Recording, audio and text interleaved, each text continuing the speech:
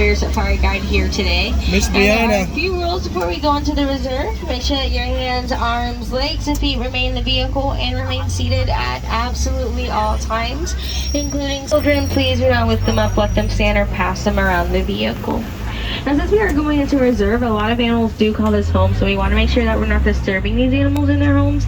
So please don't try to call them over, make any kissing noises, any whistling noises, anything like that. It also goes for any loud conversation, screaming for everyone sitting next to you or around you, because it's not fun when you're trying to listen and someone's talking about something totally random. I don't like to talk over other people, so it is very important we keep very low volumes. If you look above your heads, that is an animal spotting guide to help you identify any animals that we may see here today. Now, we may not see all of them, but I do believe we have really good luck, and we might be able to see some of the newer additions, aka the baby animals that are out here. Now we're going to enter the Little Ituri Forest. The animals here are shy. They do camouflage pretty well their surroundings. So up on the trees and the tall grass, that's typically where most of these animals like to hide, but I do know a few of their hiding spots. There's an okapi there on the right, kind of hiding behind that tree there.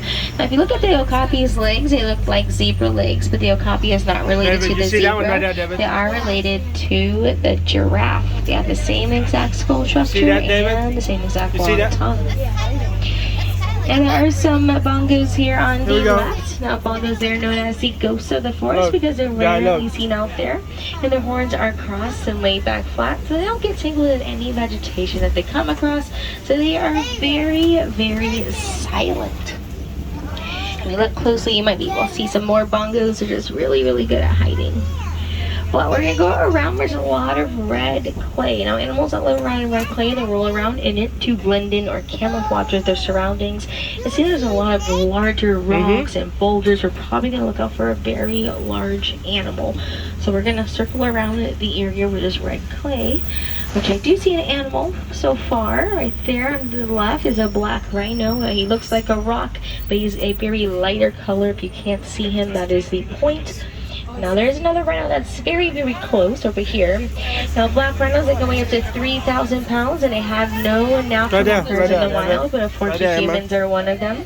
They're down for their horns, which are made out of keratin like our fingernails, so they are not important to science, but there's a lot of organizations and reserves out there like this that are protecting them. You see that, Jeffrey?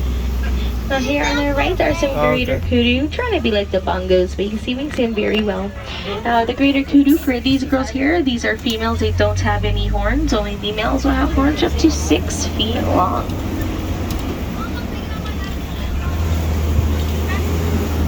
There are 2 saddlebow storks there on the left-hand side, and they get that name saddle because on their bill there is a yellow patch that looks like a saddle. We're going to make our way into the Safi River. The Safi River is home to many aquatic animals that do rely on the water to survive. And typically there are hippos that reside in the first part of the Safi. Now if you see any hippos, you have to be super quiet because there's potentially a baby hippo out here. She's really tiny and so are her ears. And hippos like to hang out at the very bottom of the river. The baby's a little bit opposite. She likes to be on land or on top of her mom or anywhere else. But she does not like to be in the water too much. So again, we have to have very, very low voices. You have to be super quiet, so we probably won't see any hippos.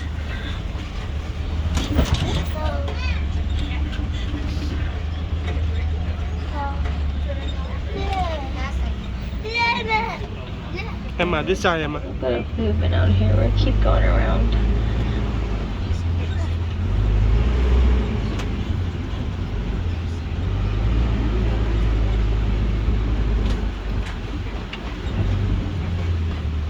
The water is also a little bit darker, so I have to take a very, very good look. If you're at the bottom, I believe you probably won't be able to see them.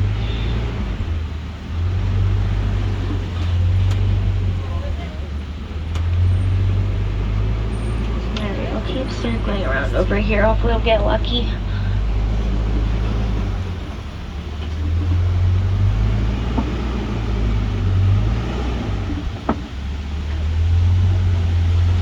All these hippos are hiding today. Now there's 2 of them, and you gotta see them there in the left. They're a little bit further down.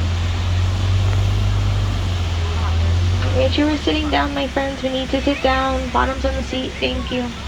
We're going to go over the old Harambe Bridge, and down below there's some Nile crocodile. So that most of these crocs are on land. So if you're hanging out in the river, that's beautiful. You're off for 20 miles. They can for them to go down those really hot days. They can also open their mouths really wide and let that cool air circulate through their bodies. I'll show you later. We're going to make our way into the West Savannah. It's a little bit different than the Safi because there aren't water sources to be found. It's way too hot and it doesn't rain a lot, but it rains up, but it can maintain vegetation, and that's why you see a lot of trees and different plants all around you. Now they'll store as much rainwater in your roots are really safe for a hot and dry day.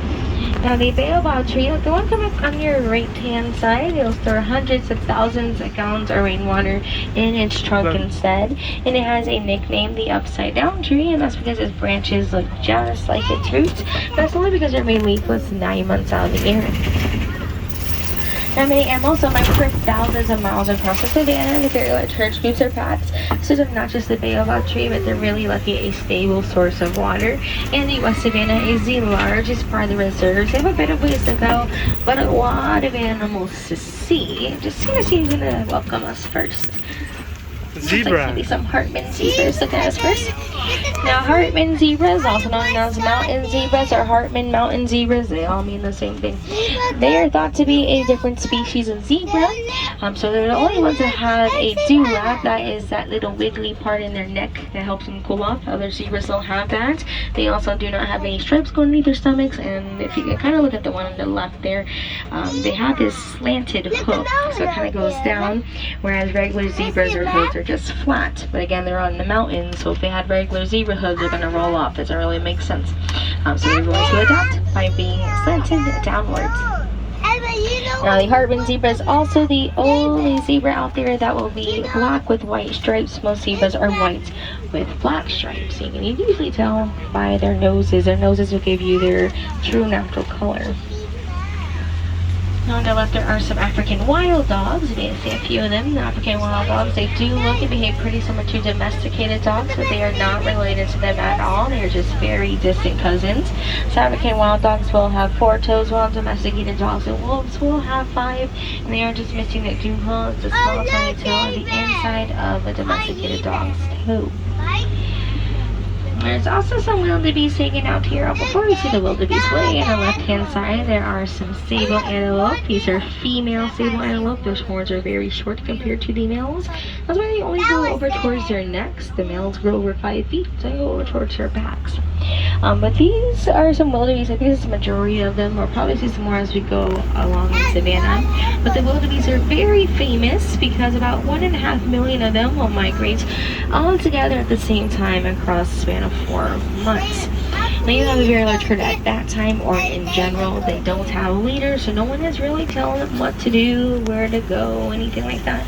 They all have the same status, so they'll do everything together, and they do rely heavily on their teamwork to survive. You're never going to see one wildebeest or a few wildebeest by themselves. They're all, for the most part, going to be together. Now we are going to come under this very large canopy. That's why it's a little bit shadier here, a little bit cooler. But the canopies, or the trees here, are shaped this way not naturally, but because of very tall and large animals like giraffes or elephants. Mostly this is from the giraffes though. So the giraffes will eat the leaves on these trees until they can't stretch their necks any higher up, which create the canopies to keep them out of the heat or the rain, or just like a really good napping spot, or whatever they want to be, a hangout spot. We're going to follow these canopies with the large masses of them to see where we might be able to find some giraffes. They have so many places to call their favorite place. So we're going to keep going around here.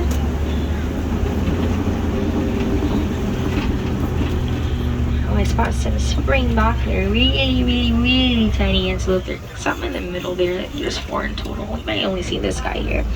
Now the springbok, they'll get their names. They'll spring 6 feet in the air and 13 feet forward. That makes them one of the top 10 fastest animals in the world because they are so small. They can achieve those high heights and super fast speeds. I think the other 3 kind of dipped. You don't see that guy over there. There's also some wildebeest. I'm not wildebeest, I'm sorry. What are wildebeest here on the left? But there are some Watusi cattle hanging here on the right. You can definitely see those horns. Now those horns are very large, but they are not heavy. They're very light because the inside is hollow. So they have this honeycomb shaped structure. They'll pump blood through their horns, help cool themselves on those really hot days. Both males and females will grow those horns. I think if you go around, you can probably see them a little bit better because they like to hide over there.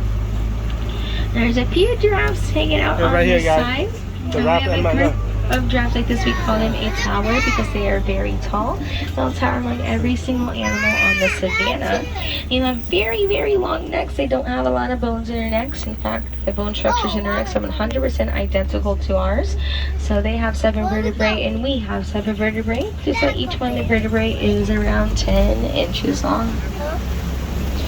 Now we're going to take a trip to the other side of the West Savannah, which we do call Elephant Country, and this is the entrance to it.